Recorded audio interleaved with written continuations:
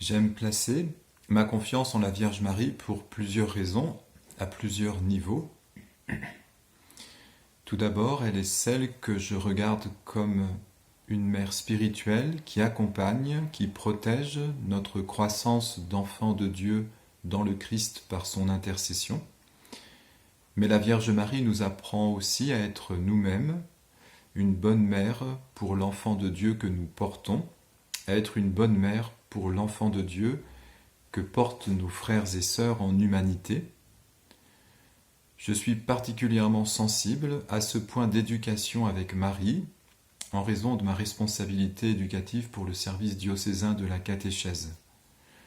Je crois que nous oublions trop souvent cette invitation à la responsabilité maternelle que Marie incarne et nous adresse, ou plutôt qu'Élisabeth nous adresse à travers sa cousine. Je cite « Heureuse celle qui a cru à l'accomplissement des paroles qui lui furent dites de la part du Seigneur. De même Jésus à travers sa mère, heureux plutôt ceux qui écoutent la parole de Dieu et qui la gardent. » Il me semble que notre point d'attention se limite trop souvent à l'unique figure historique extérieure de la Vierge Marie, celle qui a accueilli la parole de Dieu manifestée par l'ange Gabriel, et celle qui a mis au monde le Fils de Dieu. Notre regard spirituel et notre prière mariale négligent, oublient la dimension plus intérieure rappelée en songe à Joseph par l'ange Gabriel. Ne crains pas de prendre chez toi Marie, ton épouse, puisque l'enfant qui est engendré en elle vient de l'Esprit Saint. Et encore une intervention réitérée par Jésus à Jean au pied de la croix. Voici ta mère, et à partir de cette heure-là, le disciple l'a pris chez lui. Prendre chez soi Marie, prendre chez soi notre mère, c'est aussi être invité intérieurement à entrer dans une dimension de maternité spirituelle, prendre soin de l'enfant de Dieu que nous portons tous.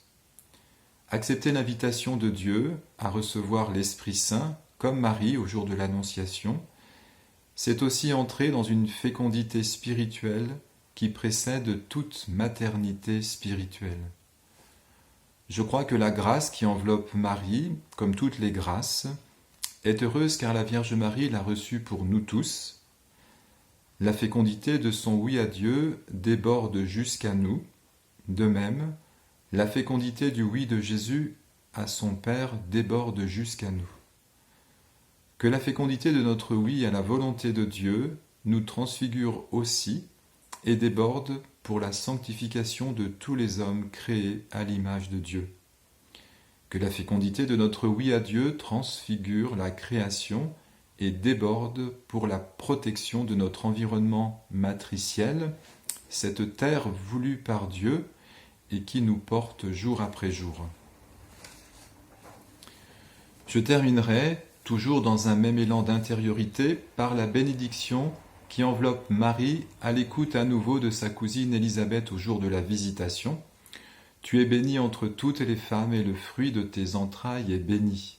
La maternité spirituelle de Marie est bénie entre toutes les autres maternités humaines. Notre fécondité et maternité spirituelle est bénie entre toutes nos fécondités et maternités humaines. En effet, nous dira saint Paul dans sa lettre aux Romains, la création attend avec impatience la révélation des fils de Dieu.